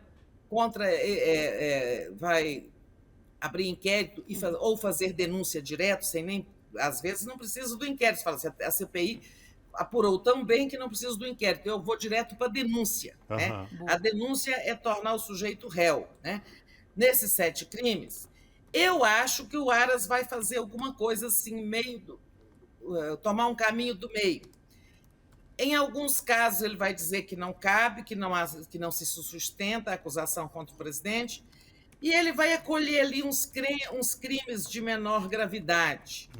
Isso é o que eu acho. Porque nessa altura da vida dele, do campeonato, da carreira dele, todo mundo diz que será preciso ter muita cara de pau, sabe, para não acolher nenhuma denúncia contra o Bolsonaro, 0, né? Sabe, a ex-procuradora Raquel Dodge acabou de dizer, olha, é impossível não reconhecer que a CPI fez um trabalho e que todas as suas denúncias são consistentes e tal. Então, isso é em relação aos crimes de responsabilidade. Em relação às pessoas que têm foro, o Bolsonaro, eu acho isso, e ali tem deputados que são acusados de incitação ao crime. São os negacionistas. É tipo Bia Kicis, né, deputados bolsonaristas que fizeram coro à política negacionista do governo. Né? Eu acho que o Aras vai dizer, em relação aos deputados, que já foi motivo de uma briga do presidente da Câmara, Arthur Lira, com a CPI, né? Eu acho que o Aras tende a pedir o arquivamento contra os deputados, alegando que eles apenas exerceram o direito à liberdade de expressão e que eles também têm imunidade de palavras, por serem deputados. Acho eu, tá? Que os deputados tendem a escapar, exceto 2, que têm problemas mais graves. Ricardo Barros, que está encalacradíssimo no caso Covaxin, é o líder do governo na Câmara, e o Osmar Terra, que foi um dos mentores da política de contágio, né, da política de imunidade de rebanho, um dos mentores de toda a política negacionista, não precisa de vacina, não precisa disso, não precisa de isolamento, isso vai se resolver assim mesmo, nós vamos contaminando, e uma hora estaremos todos imunes. À custa de quê? De muitas mortes, né? Se a gente estivesse na imunidade de rebanho, quantos brasileiros teriam morrido, né? Foram 608 mil por causa de muitos erros de condução do governo, mas a vacina veio, né? Acabou vindo. Imagina se esse país de 200 e tantos milhões de habitantes tivesse se entregado à imunidade de rebanho. Nós tínhamos 1 milhão de mortos, né? Bom, esses são os que têm foro. O Wilson Lima, governador, já está respondendo a inquérito. Ele só foi posto aí para contentar o senador Eduardo Braga, então não tem muita novidade aí. Esses são. Agora, o relatório foi entregue ao Ministério Público de São Paulo, para aqueles que respondem em primeira instância relacionados aí com São Paulo. E aí tem muita gente, tem esse pessoal de Prevent Senior, todos os que são radicados em São Paulo, tem aqueles envolvidos da VAT, né, aquelas pessoas todas do caso da vacina AstraZeneca, aquele caso da propina, da propina de $1 por dose, né? Sim. Dominguete, aquela turma toda é São Paulo. Essa bola está com o Ministério Público de São Paulo. Eles serão julgados em primeira instância, né? Se forem denunciados. Também já foi para o Ministério Público do Distrito Federal, que são as pessoas as pessoas sem foro, que moram aqui ou atuam aqui. E aí você tem todos aqueles ex-funcionários do Ministério da Saúde, né? Roberto Dias, como é que chama aquela moça? Rose? Não, esqueci o nome. Agora a CPI já está saindo da cabeça. Em suma, aqueles ex-funcionários, ex-secretário-geral, gente que não é ministro, né? Atuou ali no Ministério da Saúde, também reverendo, que era intermediário. Em suma, aqui 2 coronéis, né, que não são do governo, não tem foro. Em suma, toda uma turma que mora aqui. Tribunal de Contas é para assuntos ali de contas de governo, de irregularidades e tal. O que eu chamo a atenção é o seguinte: o crime de responsabilidade, né? Quando tivemos a CPI do PC, em 92, né? A CPI concluiu que houve crime de responsabilidade por parte do presidente Collor e inúmeros outros crimes comuns que foram encaminhados ao Procurador-Geral da República. Corrupção passiva, ativa, lavagem de dinheiro, etc. Aí, o que aconteceu? O Barbosa Lima Sobrinho, saudosa memória, presidente da ABI, e o Marcelo Lavener, que ainda está vivo e era presidente da UAB, né? Os dois protocolaram na Câmara um pedido de impeachment do Collor com base no relatório da CPI do PC. Os carapintadas e o povo brasileiro foram às ruas. No dia da entrega desse pedido, teve manifestações, Brasil afora. E o Ibsen Pinheiro recebeu esse pedido, o deputado Ibsen Pinheiro era presidente da Câmara, e ele recebeu o pedido de impeachment dizendo: o que o povo quer, essa casa sempre acaba querendo, né? O pedido foi acolhido pelo Ibsen, ao contrário do que faz o sentador em cima de pedidos de impeachment, que é o Arthur Lira. E vocês já sabem, né? Vocês são jovens, mas sabem. Foi instalado o processo de impeachment, foi instalado o processo, a Câmara aprovou, o Collor foi afastado, foi julgado pelo Senado. Tentou renunciar na última hora, o Senado não aceitou a renúncia, ele sofreu impeachment, né? E tal. Agora, olha, a CPI entregou seu relatório dia 20... ou dia 19 de outubro, não foi? Isso.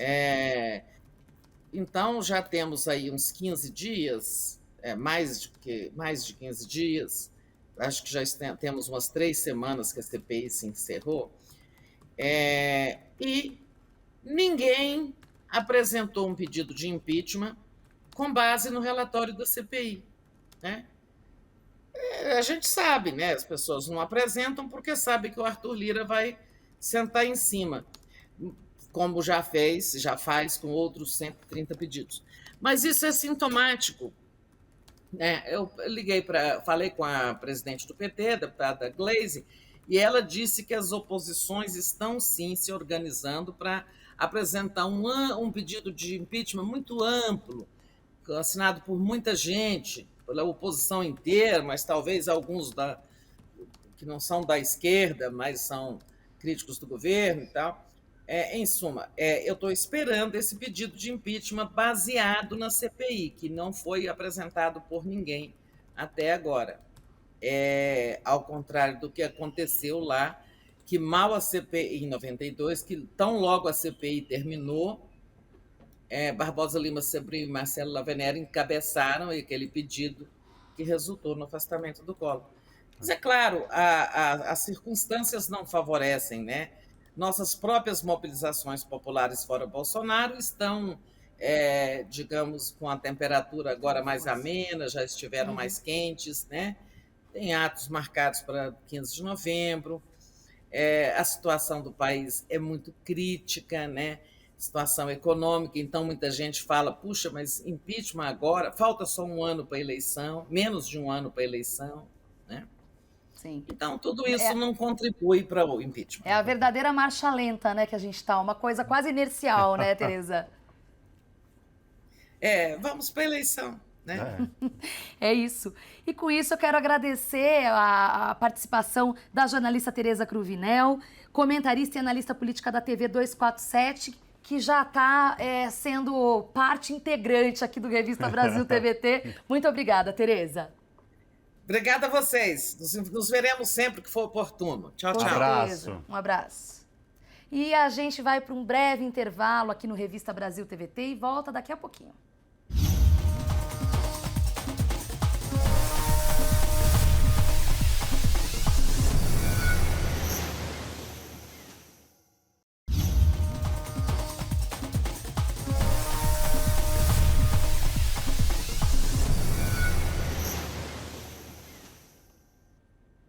De volta com Revista Brasil TVT, aqui na TVT e também na Rádio Brasil Atual. Faltando 2 semanas para as eleições presidenciais no Chile, a indefinição toma conta do pleito, que será realizado no próximo dia 21 de novembro. Segundo pesquisas de opinião, cerca de 30% dos eleitores ainda não definiu seu voto. Um levantamento recente, divulgado pela empresa Cadem, mostra que os favoritos são o deputado de esquerda Gabriel Boric e o advogado de extrema-direita Antônio Cast, do Partido Republicano. Sobre essa questão, o Revista Brasil TVT conversa agora com o professor Pablo Gentili, que é doutor em Ciências da Educação pela Universidade de Buenos Aires. Boa noite, professor Pablo Gentili. Prazer falar com o senhor. Seja muito bem-vindo.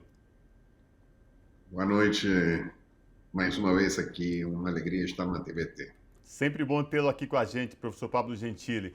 E hoje, especificamente, para falar sobre o pleito no Chile, né, que acontece daqui a 2 semanas, no dia 21 de novembro. E esse momento tão delicado, está acirrada a disputa lá no nosso país vizinho, que é o Chile, entre 2 candidatos, um candidato de esquerda e um candidato de extrema-direita. Professor, eu queria que o senhor fizesse uma análise para a gente do que está em jogo, a partir daquelas manifestações lá atrás pela uma nova constituinte no Chile e agora nesse pleito que se inicia no dia 21 de novembro no Chile, professor. Bom, sem dúvida nenhuma, o Chile vive um momento excepcional. Há ainda uma indefinição acerca de quem poderá ganhar a eleição que vai acontecer em poucos dias, faltam 2 semanas.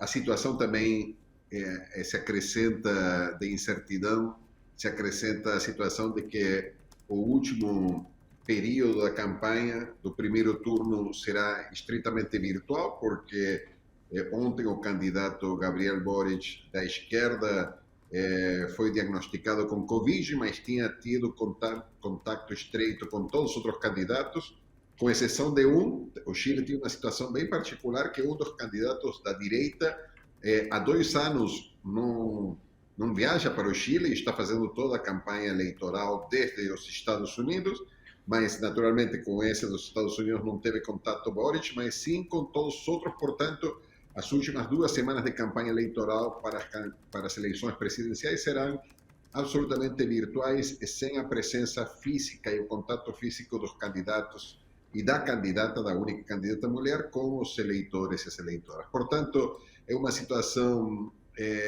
de grandes incertezas. Há um número, você mencionava 30 no início da apresentação desse bloco, mas pode ser que seja um pouco mais, até algumas pesquisas indicam 50% da população que ainda não definiu seu voto. Seja como for, mencionava, a situação é excepcional, primeiro porque no Chile se evidencia o esgotamento do formato dominante que adquiriu a política chilena depois da ditadura militar, com um setor extremamente conservador, representado por Sebastián Piñera, por um lado, que também foi derrotado em todas as possibilidades e momentos que se realizaram eleições nos últimos 2 anos, ou seja, um esgotamento do governo de Sebastián Piñera, e, por outro lado, também um esgotamento desse bloco, dessa aliança da chamada concertação entre o Partido Socialista e a Democracia Cristã, que também tiveram um desempenho muito ruim. Em que momento? Primeiro, a primeira grande evidência desse esgotamento da direita tradicional e do centro tradicional no Chile foi a eleição para a Convenção Constituinte alguns meses atrás. Há 2 anos, exatamente agora 2 anos, aconteceu aquele grande momento de mobilização, aquelas manifestações que foram reconhecidas com o lema "O Chile acordou", manifestações em todo o país que cumpriram 2 anos e que cristalizaram nesse particular e muito estimulante processo da eleição para a Convenção Constituinte, que vai definir a nova Constituição, que vai acabar com a Constituição que herdaram os chilenos da ditadura militar do Pinochet. A Constituição atual do Chile é a Constituição herdada da ditadura do Pinochet, e daqui a 1 ano, no máximo, menos de 1 ano, o Chile vai plebiscitar uma nova Constituição, feita por uma Constituinte que é totalmente diferente ao que é a estrutura e a composição política dos governos chilenos desde o fim da ditadura do Pinochet até agora. Por outro lado, a própria esquerda se dinamiza, se amplia com a presença de Gabriel Boric como candidato que venceu a quem parecia ser o candidato nas prévias predileto, o preferencial da esquerda tradicional, o candidato do Partido Comunista. Seja como for, hoje as preferências eleitorais estão concentradas na extrema-direita, com o candidato José Antonio Cast, do Partido Republicano, Gabriel Boric, da esquerda, e depois um conjunto de candidatos da esquerda e da direita, com exceção de Jarna Proboste, a única candidata mulher que pertence à Democracia Cristã, mas que, a julgar pelo que foram as preferências da Democracia Cristã nesses últimos anos, dificilmente vai priorizar uma aliança com a esquerda, ainda que isso esteja indefinido num eventual segundo turno entre o candidato de esquerda Gabriel Boric e o candidato de direita Cast. Mas tem outros candidatos. Sebastián Sichel, o candidato oficial do presidente Piñera, com um desempenho eleitoral que parece ser bastante pobre. Franco Paradisi, aquele candidato também da direita, que eu mencionei, que ainda não voltou dos Estados Unidos depois de 2 anos, e ninguém sabe muito bem como alguém pode ser candidato à presidência da República sem voltar ao país em 2 anos. Eduardo Artés, um candidato de extrema esquerda, e também Marco Enrique Sominami, uma figura política importante no Chile, que já foi candidato a presidente em 2 ocasiões, ficando em 3º lugar, e que agora não parece decolar nas pesquisas e claramente apoiará a Gabriel Boric no 2º turno eleitoral. Enfim, é uma situação complexa, é uma situação que ainda não tem nenhum resultado fixo, não dá para comemorar mais um triunfo da esquerda na América Latina nas próximas eleições, mas sem dúvida nenhuma o avanço democrático do Chile nesses últimos 2 anos tem sido extremamente importante e tomara que nas próximas eleições, no 1º e no 2º turno, já no mês de dezembro, o Chile tenha, pela primeira vez desde o início da transição democrática, um presidente claramente de esquerda e que consiga reverter o que foi um ciclo de políticas públicas democráticas que não fez outra coisa que aprofundar a situação de extrema desigualdade que vive Chile, para além desses diagnósticos sempre bondosos com relação ao Chile, que mostram o Chile como um verdadeiro milagre do desenvolvimento capitalista latino-americano, quando na realidade é uma sociedade profundamente injusta, desigual e atravessada por profundos conflitos sociais durante a ditadura militar e no período democrático dessas últimas décadas da democracia chilena. Professor, sobre o derretimento do candidato do Pinheira, eu queria abordar contigo sobre o próprio derretimento do Pinheira, a falta de popularidade, especialmente de 2019, muito por conta da violência policial. A gente teve recentemente os episódios da Marcha Mapuche, com morte de manifestantes, e nesta semana houve também, novamente, um membro da etnia Mapuche que foi assassinado aí num incidente, eles deram como um incidente com as forças policiais no sul do Chile. Forças essas, claro, comandadas por Pinheira.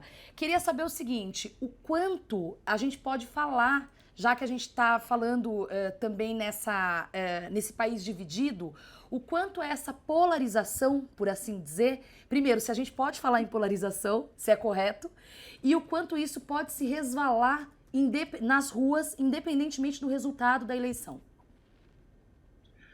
Bom, isso é muito interessante, primeiro porque o Chile é um dos países da América Latina que provavelmente mais tem se nutrido de mitos que são construídos em torno da história chilena contemporânea ou anterior. Um desses mitos é de que Chile é um sucesso de desenvolvimento econômico pujante, vibrante e estremecedor que deveríamos imitar em toda a América Latina. Não parece ser bem assim. Outro, a julgar pelos resultados dos governos, tanto da concertação quanto de Sebastián Pinheira, que ainda que aprofundaram a capacidade de acumulação de riqueza e de privilégios nas minorias chilenas, não garantiram bem-estar, justiça social e igualdade para o povo e aprofundaram situações de profunda injustiça social que fizeram a eclosão, há 2 anos atrás, nesse grande movimento que mencionávamos antes, do Chile Acordou. Nesse sentido, há um profundo esgotamento desse modelo de acumulação que beneficia a poucos e não gera benefícios, distribuição e condições de bem-estar para o povo chileno. Perante isso, sem dúvida nenhuma, a sociedade chilena se polariza com um setor que procura uma saída à direita, não confiando nas figuras da direita tradicional, senão confiando em figuras que ainda que José Antonio Kast não é um político novo no Chile, ele, sem dúvida nenhuma, é uma figura que parece, o que representa para um setor importante da população chilena, a renovação. E, por outro lado, com um apoio a setores políticos progressistas, de esquerda democrática, novos e muito jovens.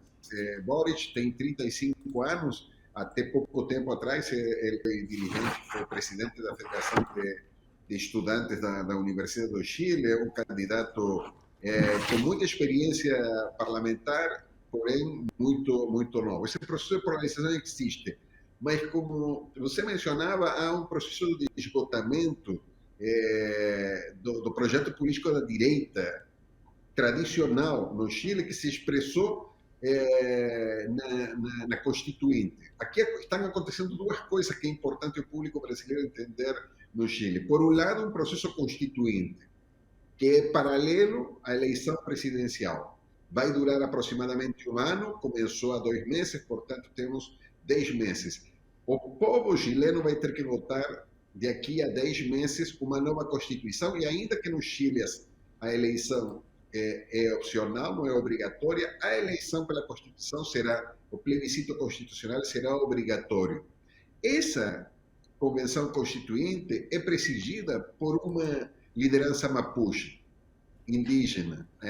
Os mapuches são a etnia indígena maioritária no Chile, e uma intelectual mapuche preside a convenção constituinte. Uma convenção constituinte com 155 membros que se estabelecem em função da paridade de gênero, um fato inédito na política latino-americana e, diria, quase mundial, 78 homens, 77 mulheres, e onde a grande maioria dos representantes ou dos constituintes, dos deputados e deputadas constituintes dessa convenção, pertencem a grupos independentes, que não fizeram aliança com nenhum dos partidos tradicionais, nem de esquerda, nem de direita. A primeira grande derrota eleitoral do Piñera foi a eleição da Convenção Constituinte, mas não só a derrota do Piñera, quanto também a derrota do Partido Socialista e da democracia cristã.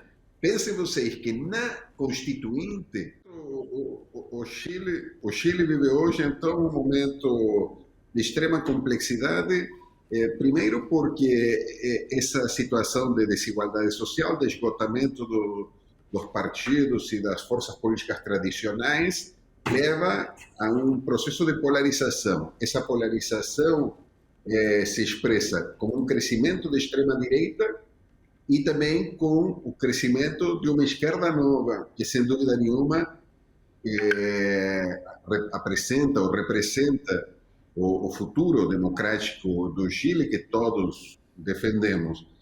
Agora, nessa situação dilemática que vive o país, por um lado, um setor da população expressa um profundo descontentamento com a situação atual, buscando alternativas que aprofundem a necessidade de políticas de segurança cidadã, ou seja, o tema da violência, o conflito social se expande em muitas regiões do Chile, e nesse sentido, setores da população demandam mais segurança, mais controle, mais presença das forças de segurança pública.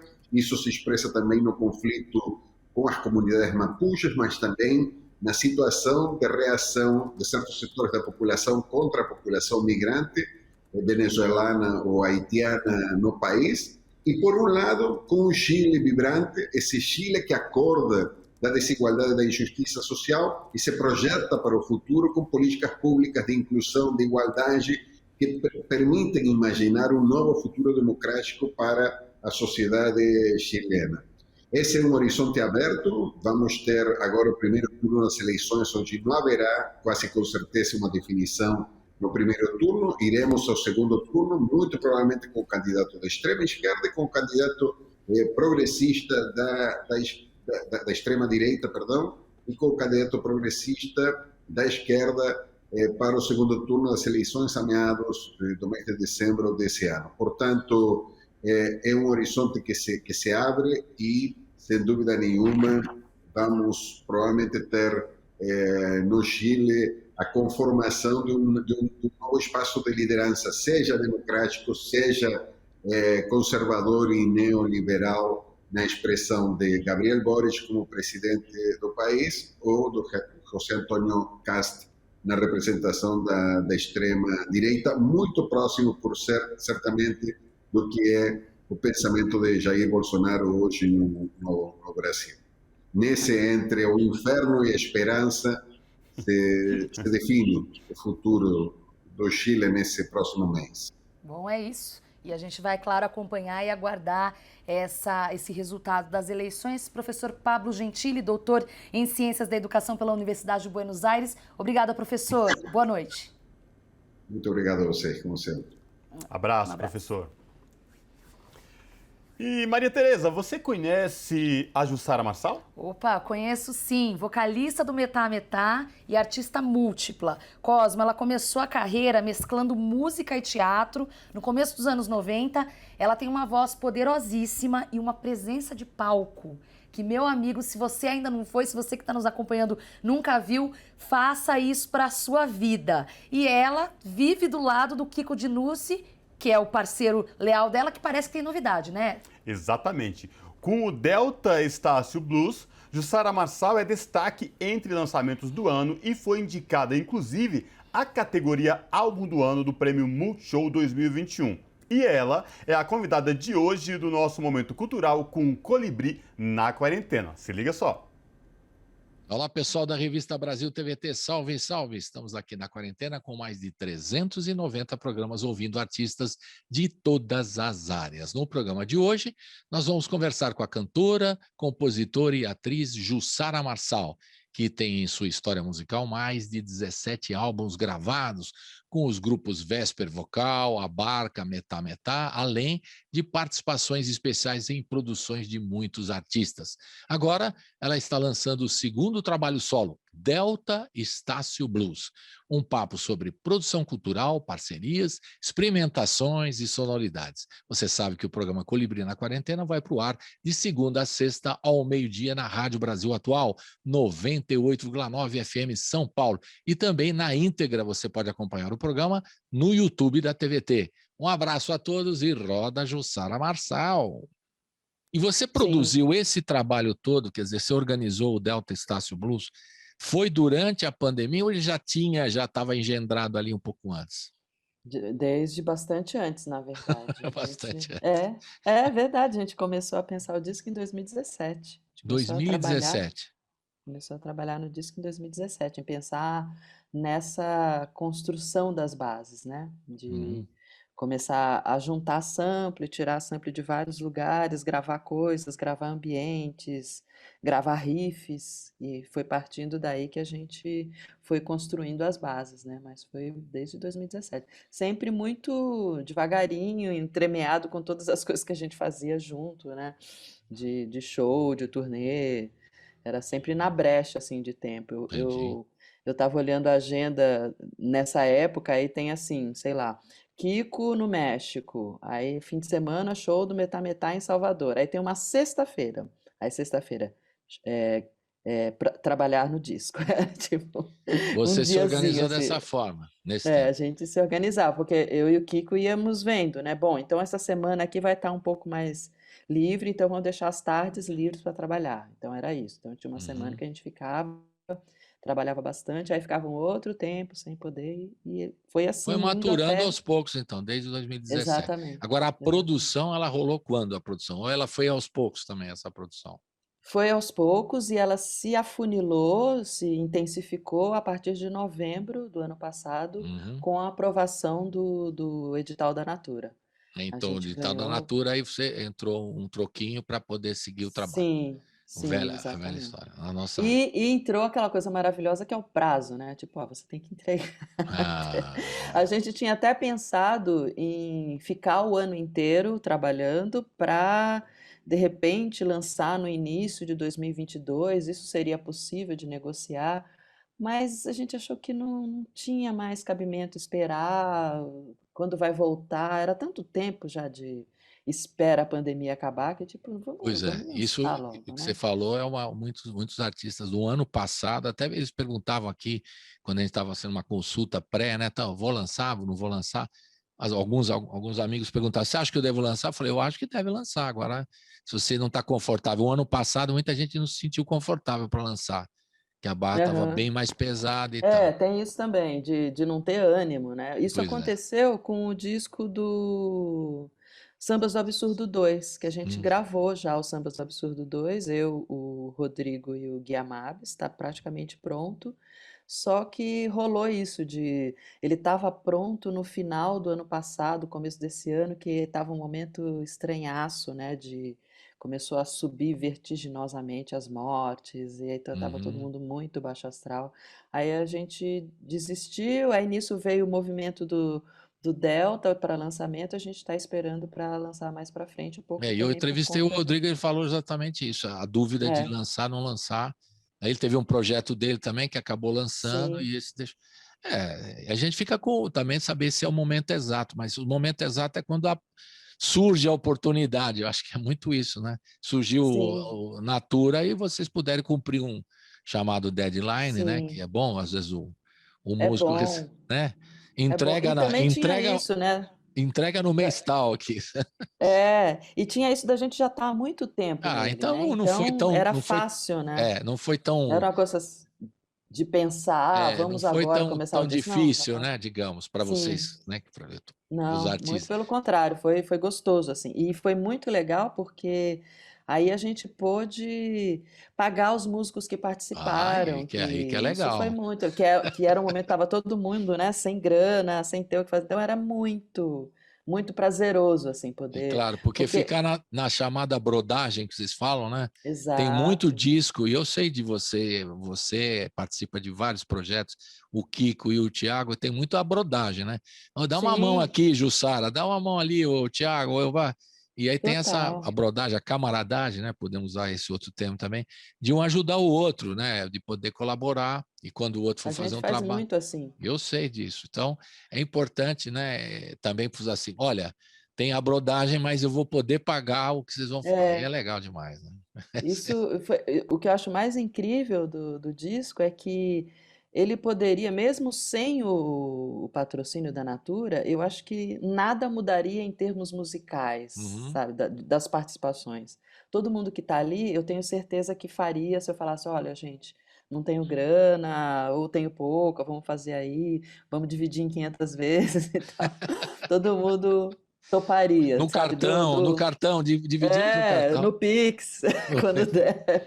Desde o cara que tocou a cuíca numa faixa até o Bruno Buarque, que era do estúdio, tenho certeza que são pessoas que eu conseguiria, sabe, que estivessem presentes no disco se eu não tivesse o patrocínio. Mas ter o patrocínio e poder falar, olha, Paulinho, Bicolor, a gente tem uma grana de cachê para você, olha...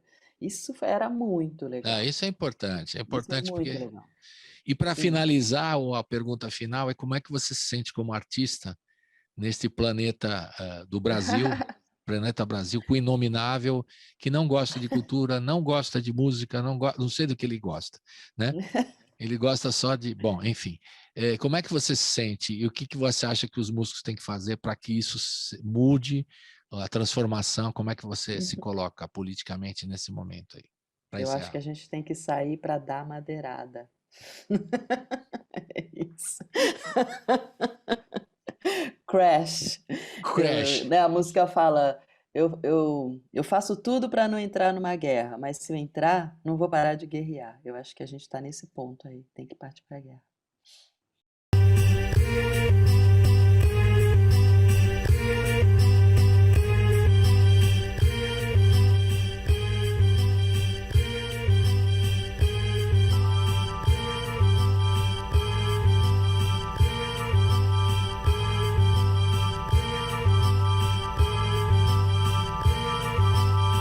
O Mequetrefe atacou todo o seu ódio em mim. Se fosse um tempo atrás, seria meu fim. Mas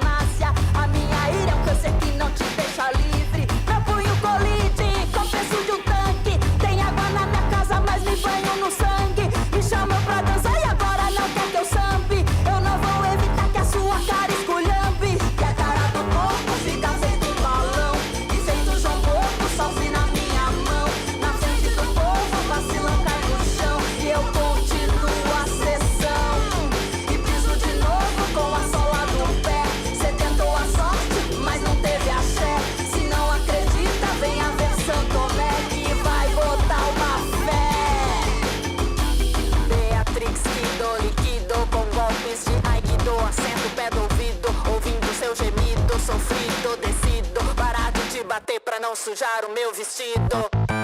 Venham com fé conferir a derrota de quem com ferro feriu. Acha que dá pé, vem na fé me ferir. Venha conferir. Eu faço tudo pra não entrar numa guerra, mas se entrar não vou parar de guerrear. Ninguém mandou você vir me aperrear. Vai tomar madeirada. Eu faço tudo pra não entrar numa guerra, mas se entrar não vou parar de guerrear. Ninguém mandou você vir me aperrear. Eu vou te madeirar. Eu vou te madeirar.